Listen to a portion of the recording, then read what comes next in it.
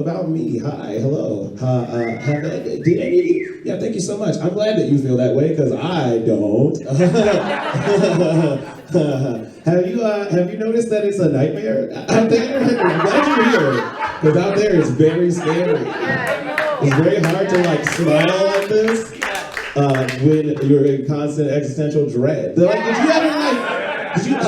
I think too much, and this is how I ended up this way. Like, hey, did you ever like think about whether you would have consented to being born? Like people talking about fucking abortion and trying to get rid of fucking Roe v. Wade and shit's like, oh, babies deserve to be born. It's like, you didn't fucking ask me. No.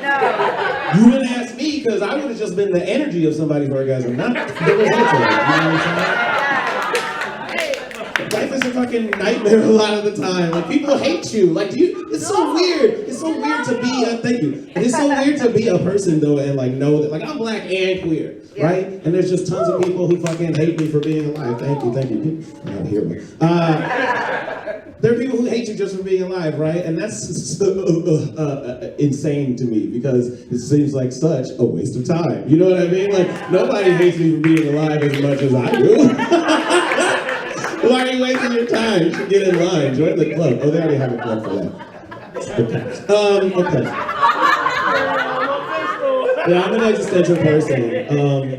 My parents don't like that I talk about like not wanting to be alive. Like I'm not suicidal, but just like not wanting to be alive. My parents don't like that I talk about that. And I'm like, you guys know that I was there when you were fucking this up, right? Like you remember that I was there. They're like, you're such a happy-go-lucky kid. I was like, no, dog, I was there. Like, I remember. Who told you that? It's funny. When they talk to me about that shit, because it's like, they think like having a family is gonna make it better. It's like, I don't want to do that. I don't want to do that. Like, my dad is always like, well, who do you think is gonna take care of you when you get older? And I was like, oh, so that's the question that you're asking me. I think that maybe you should ask that question about yourself. Because that is coming a lot sooner, and you seem to have the wrong idea in your head. I'm not trying to say that, like, you know, look, not everything is bad, right? Life is not all bad shit. Like, sometimes you have great sex, that's pretty cool. But, like, statistically speaking, there's about 4 or 5 times that you do that in your life. And the rest is just a menagerie to all your human embarrassments. You know what I mean? Like, I don't know why I still think about things that happened to me in high school. I do it, though, every day. And it's like, trying to tell my parents, it's like, me feeling this way is not like my fault. I didn't want it this way either, right? Like, and I didn't ask to be born again. Y'all like just had sex one day and popped me out and I'm here. And this is like, you had sex, conceived me, and I guarantee it wasn't one of those 4 or 5 good times. You had mediocre sex and made a 3rd depressed person. This is on you.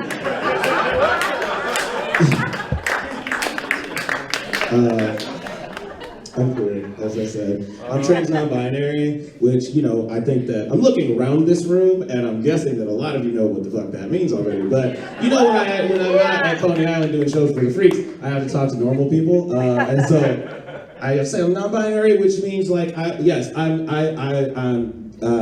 like my gender is fluid. Like I'm either like just like a sweet baby boy or a butch angry lesbian. Like this is masculine as it gets. It's just like mad. You know, and I am mad. Man, they fucked everything up for somebody who looks like me but doesn't feel like them. Like I don't like talking to dudes, is what I'm trying to say. Like I walk into a space, and even when I'm wearing like looking like gorgeous like I am now,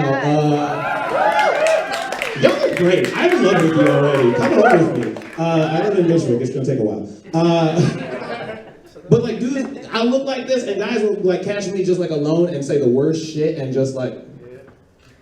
Right. Gonna agree, right? And no, I don't think. I was in an Uber. We were going past a park, and the driver is like, I was like, I love this park, and the driver's like, me too. It's always bitches with the titties out and the sundresses, and I was like, don't do this to me. And so, don't get me wrong, I too love sundresses and titties and vulvas. If you got one, put it in my mouth. You know what I'm saying? Like, it's fine, but I don't want to talk to my Uber driver about that in that moment. So I said, the only thing I could think of, this is in Chicago, and so I said, yeah, but there's been a lot of gun violence at this park lately. He was like, I hate gun violence.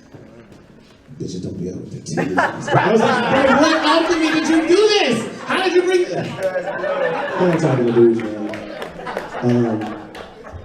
Often men say to me that I claim to be a feminist just to get laid, which is crazy, because first of all, if that worked, yeah, like go for it, yes. If somebody was like, you have been so respectful that I would like to fuck you for it. Yes.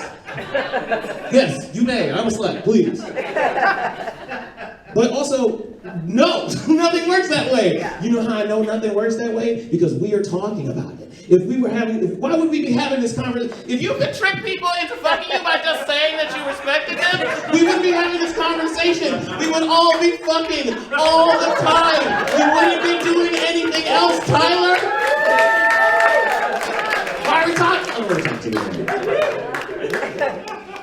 Dudes draw dicks and everything. I'm gonna get out of here soon and bring up your first performer who is dope as fuck. All of our performers are dope as fuck. Get ready. But I'm gonna say a couple more things before you'll see me again. But like, dudes draw dicks on everything. That's what I was gonna say. Dudes draw dicks on everything.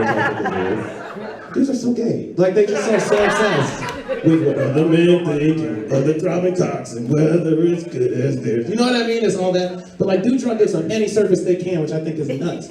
Like, I don't understand it. I think. Wow.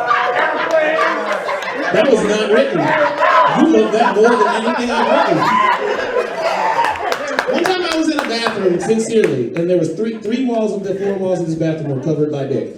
Balls over here, around the corner, shaft, around the corner, the head of the penis. Why not the 4th wall? I'll tell you why. Because the 4th wall was reserved for gigantic drops of semen that were shooting across and going into the back of the balls like a boat. But you get it? Yeah. Hilarious, right? Yeah. Why is that funny?